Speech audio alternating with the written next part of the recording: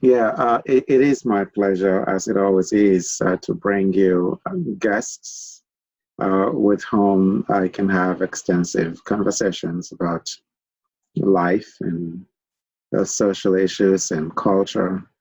My name, as you know, is Ohiro Oni-Eseleh, and today my guest is Ms. Shalom Russel from Nigeria. She is currently joining us from Benin City in Nigeria. Shalom is a photographer, a content creator, an aviation enthusiast, and also I would say, a YouTube sensation.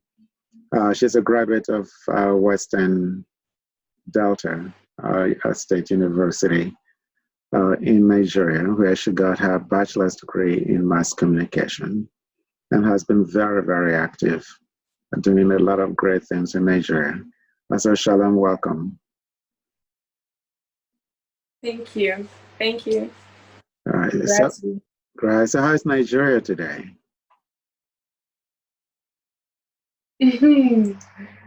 Well, I had cause to go out today, and I realized that the streets are really busy again, and people are out about trying to make a living. And it was announced that the shutdown, there was a temporary shutdown, and they just told people to stay at home.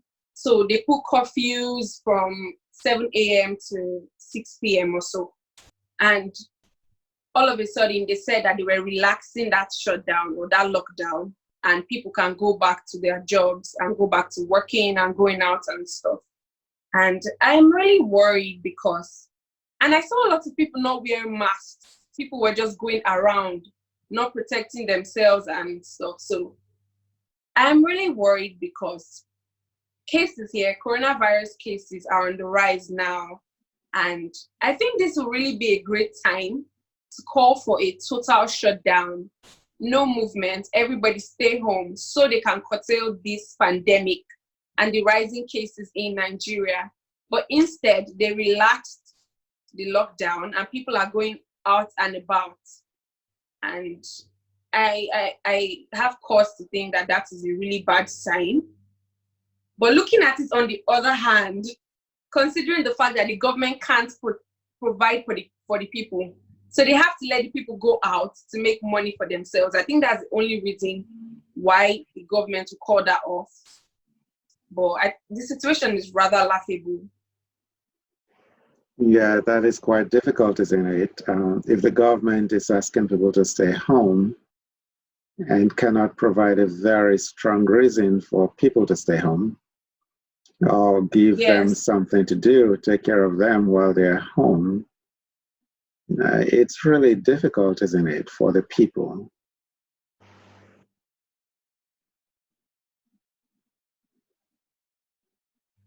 Yes, it is indeed. So, what are you concerned about now? I'm concerned about how fast it is going to spread. If people were at home or supposed to be at home, even though we know people were still going out, and the cases got so fast, like it spread so rapidly, what is it going to be like now that people can go back out? People are stuck. I saw these videos. It's actually trending on Twitter now, Nigerian Twitter. And someone took a picture of people in a bus, Dampo bus, in Lagos City, Nigeria. And they were squeezing up. As usual, there's always this hassle and rush in Lagos. So people were squeezed up in a mole, and the person put hashtag social distancing. People are in queues, in subways. How are you supposed to control the spread of the coronavirus if all that is happening? That's what I'm concerned about. Yeah, it is also true, isn't it, that there is always a tendency among Nigerians and indeed a lot of Africans to blame the government for everything while not taking personal responsibility. And it seems to me that this is actually a time when there should be that personal responsibility, when even if the government says things are relaxed, you can go out, shouldn't people also do that in a way that protects them? Yes. Still wear masks and I couldn't agree more. I couldn't agree more. Seeing people move around without masks was even more, it was more disturbing than the fact that they relaxed the lockdown. Because I don't see how you, okay, even if you have to go out, at least wear a mask, take precautionary measures, wear a mask, and they aren't doing that. So I think that's where the personal responsibility comes in. That seems to be a luxury these days here.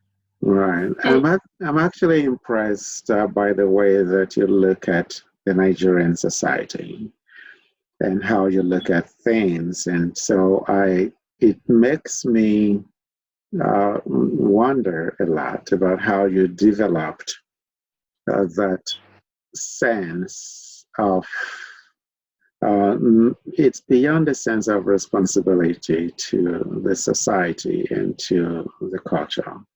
It also includes, in my mind, a very strong sense of awareness about culture. And I am wondering if that has anything to do with the kind of career that you chose. So the way that I would ask the question then is, as a photographer, and you're always looking at things through the lens of a camera. Yes.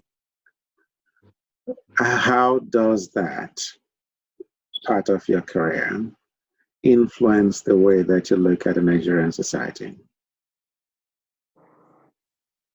Sorry, I didn't get that question. Well, the question is, as a photographer who is always looking at things through the lens of a camera, when you look at a Nigerian society, does being a photographer give you the ability to see things that many people don't see, considering the fact that the camera hole through which you see people, the lens is actually a very small hole.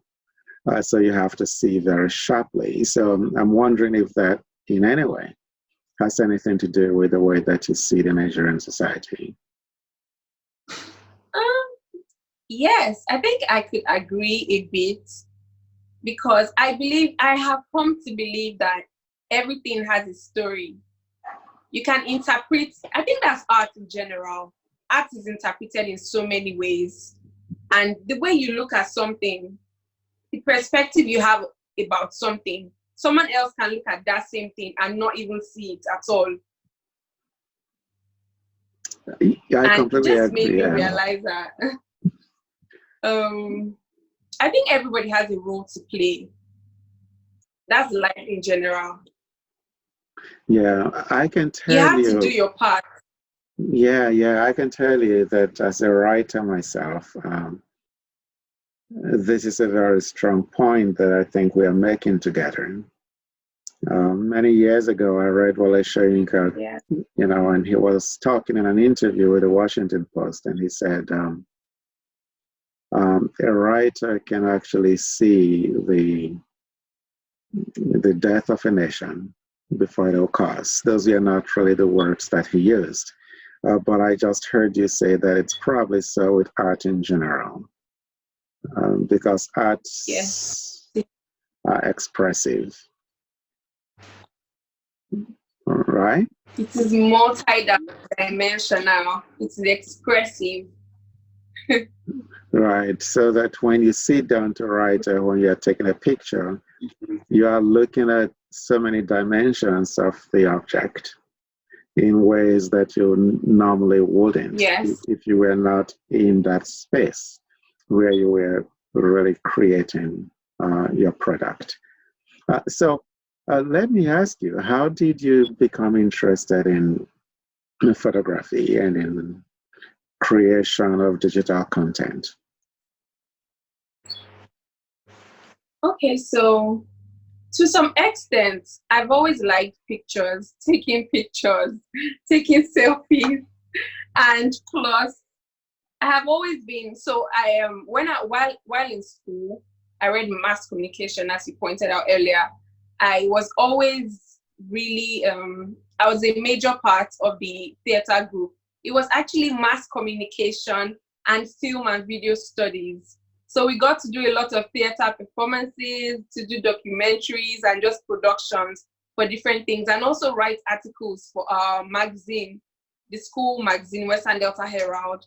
So most times I always had to play lead roles. So while doing that, sometimes I'll be behind the camera as well. Say maybe we're shooting a movie scene or a newscasting scene. So I had the opportunity to be behind the camera at some point, and I was fascinated by it. I was drawn to it. So after school, I think I tried a couple of things. I actually tried lots of businesses at first. I tried to audition for movie roles because I wanted to pursue acting. But deep down, I knew like I had a passion for photography and I wanted to just build it. Okay, so I was always drawn to photography. So I finished school and I decided to go to film school. So I went to Elo Photos Academy in Lagos. And I did a basic course there, basic photography course. And from there, I was called to go serve. So I went for service. And during service, I started telling people, oh, I'm into photography. I started practicing at first. Every day, I would take pictures and just build my camera and try to like master it. At the time, my dad had this picnic camera.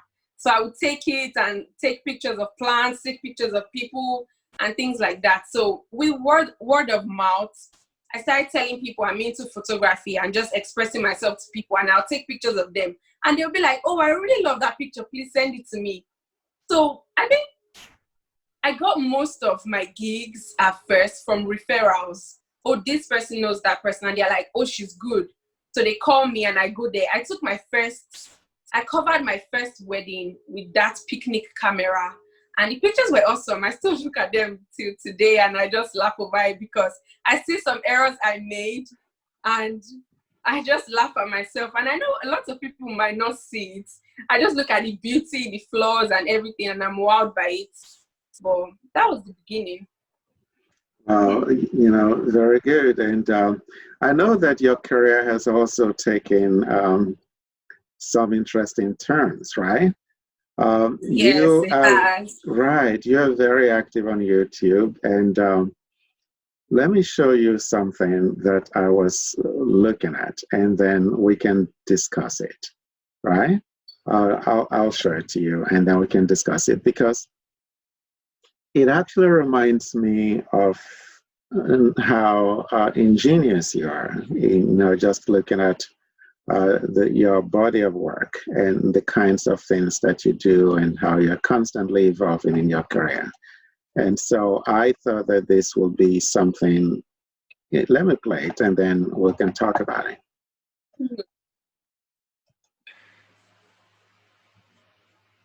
Oh.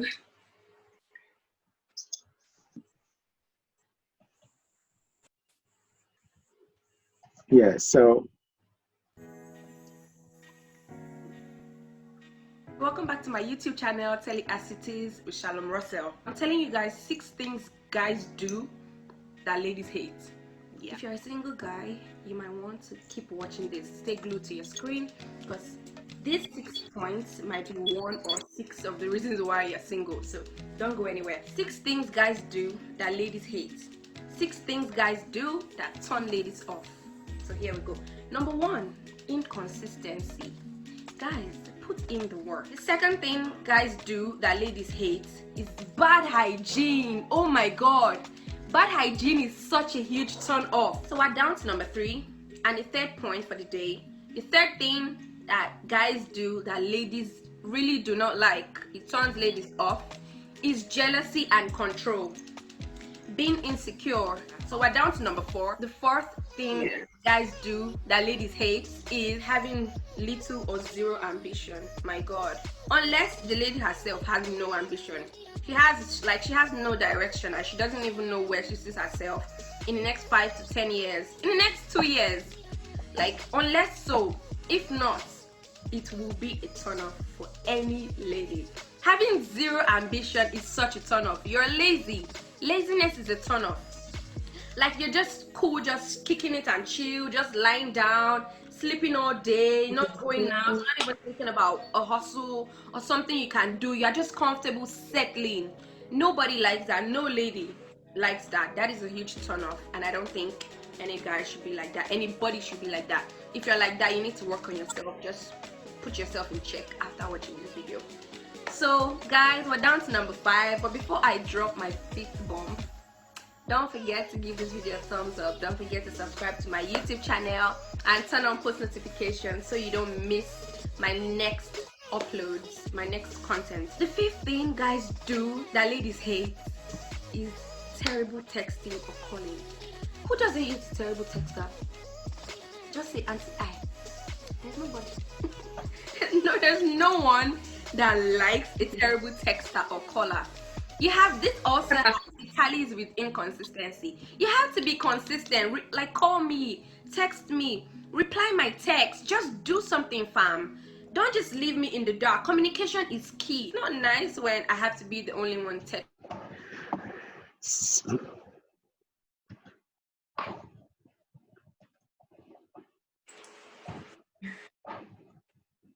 So tell me about some of that.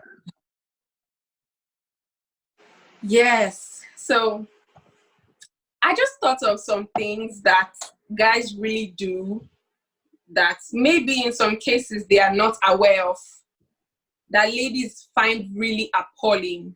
So I thought of making a video about it, so to educate people and just enlighten them. And there are basically points, like for instance, one of them was bad hygiene. God, I can just avoid having to be in the same place with someone because they don't take their hygiene important, like they don't take it seriously.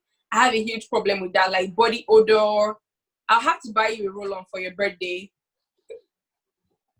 Like I don't find that attractive at all, and I just had to include it to the list and just tell people about it, and that's basically what it's about.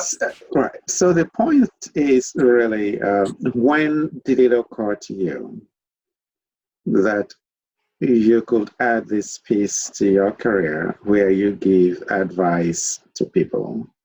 And it has become really quite a show. So I'm just wondering, when and how did that interest come to you? I've liked to talk purposefully, I'll put it that way, since forever, as long as I can remember.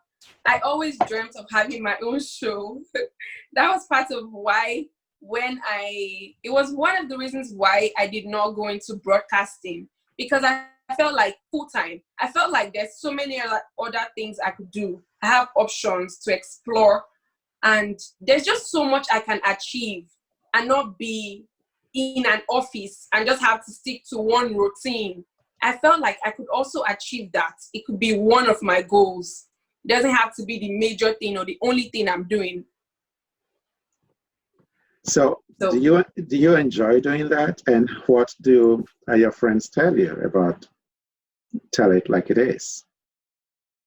About that your show on YouTube, what do they tell you? I love making the videos. I enjoyed them and sharing the information. And people tell me it's nice. My friends hit me back and tell me kudos, you're doing great. And I actually had this very good advice from someone recently. And it taught me that information, or just what you know, sharing what you know and speaking out, can reach so many people that you don't even know it will reach. Yeah. People that you don't expect. And I didn't even know I still have that person's number on my phone, but he just called me up and he was like, I've been watching your videos. You are doing a great job. I love what you're doing. I enjoy what you're doing. I enjoy watching your videos. But I think you should hit contemporary subjects. I think you should hit things that people are going through right now. Things that are easily relatable to people. He said, I see like that kind of person that can take topics like politics and just talk about them in depth, and it's going to make sense. I think you should explore more options. Don't stick to one thing. Think out of the box. I actually agree with that person, because I know that from just listening to you over the past, I don't know how long, I think you're really a versatile thinker, and I think that you can pick any subject and do well with it. But I'll show you one that really I couldn't stop laughing, just watching it. So I'll show you.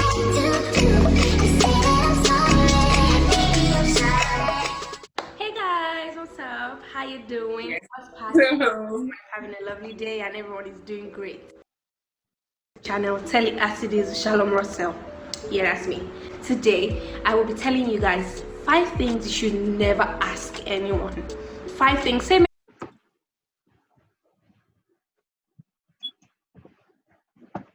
Maybe you haven't seen someone for a long time, or you just like hooked up, and you just want to get to know how that person has been doing. I'm telling you 5 things you should never ask that person, regardless of what happens, regardless of how much tea you think you need. Like, oh, I haven't seen you in a long time, right? I should be able to just grasp and soak in all the gist, everything you've been going through. But here are some things you should never ask anybody, regardless of the tea you just want to sip. Okay, let's dive right in. But before I go straight to the business for today, you guys need to subscribe to my YouTube channel. No, seriously. Like, I have amazing, juicy, really lit things to talk about, topics to talk about. And I need you guys on my team. I need you guys to subscribe to my YouTube channel. Turn on post notifications. It should be somewhere in the bell, either on the right side or on the left side. I don't really know, but turn on post notifications, subscribe to my YouTube channel. Don't forget to like this video, comment, share your reservations, your opinions, and share so your friends can see it. Yeah, thank you. Okay, so let's dive straight to business for the day.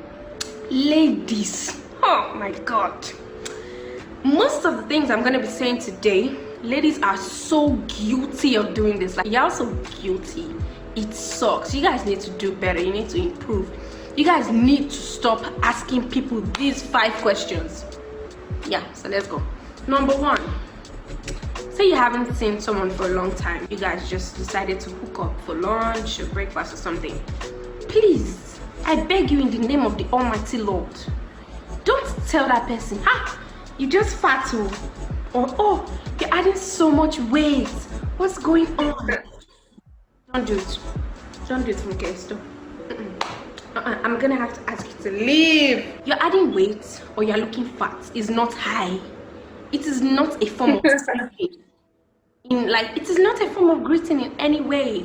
You should not see someone that you haven't seen for a long time. I don't care if you saw me yesterday. You don't just see, oh wow, I'm really good at raising my eyebrows now, So when I watched that, I really couldn't. I couldn't stop laughing. So yeah, so I really couldn't stop laughing, and so I want to ask you, really, do people actually ask you that? Do people actually say, "Wow, you're so fat"? You've gained a lot of weight, but I haven't seen you in a while. Yes, they do. At this point, I think some people just don't know how to start a conversation without giving a negative remark.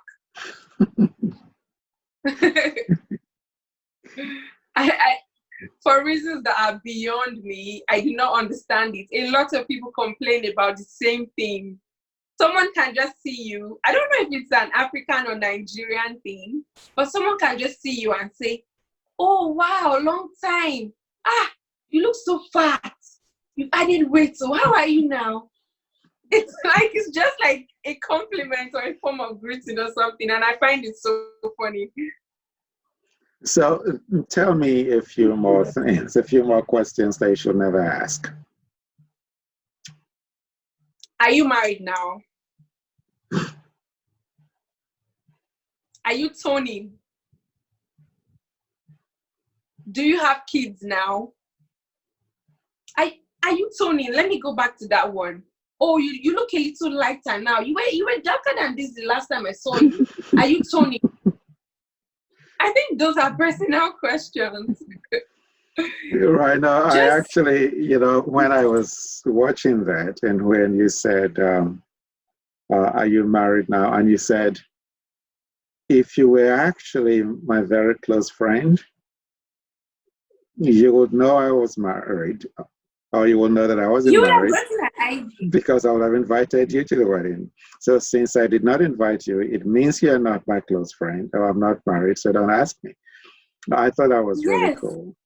Yes, but I think we can spend a long time going over your work. In fact, there are a bunch of your videos that I would like to just spend some time going over with you. But I want to end on another serious note. Everything is serious, but I am just wondering, because you've been doing a lot yourself and you're still very young. I'm wondering what there is to say about Nigerian youth at this time, the young men and the young women, because I have watched a lot of your videos, and some of the things that you talk about are just basic things that people should know. And the fact that people don't know, it really is the reason why you're doing this, and is the reason why a lot of people are watching and listening and paying attention to your work. So first of all, what do you think right now the average Nigerian youth is thinking about himself or herself or of the nation? Everybody wants to make it out. They want to make it out. Some of them don't have a plan. Everyone is looking for a shortcut. They don't have a plan. They just want to make it out. Like, oh, I just want to have money so I can travel out. When you travel out, what do you want to do? What is your plan? Or do you just want to travel out? I don't think the way out of a problem is trying to like run away from the problem. There are people who, Nigeria is hard. I will put it out there. Nigeria is hard because we can blame it on so many, that's a rather broad topic, so I don't want to go into that. But in the midst of it, there are people who are still making a honest living and who are doing well for themselves in a legit way. And there are also people who feel it takes too long to do that. So they have to find shortcuts. But the average Nigerian youth wants to make it out. And that's what I feel. That's what I believe. Right. So they want to get out of the country, is what you're saying. Yes. Sometimes someone Somehow who, they see that as a solution. right. So as someone who was born and raised in Nigeria, very often I think about today's youth. I am not sure how they think about a country that seems to have disappointed a lot of them so much, which is why I thought to ask you that question, because you're really in the midst of a lot of the actions. So you'll know, I mean, you hear from your friends and you feel the pulse of the youth and you feel the pulse of the nation.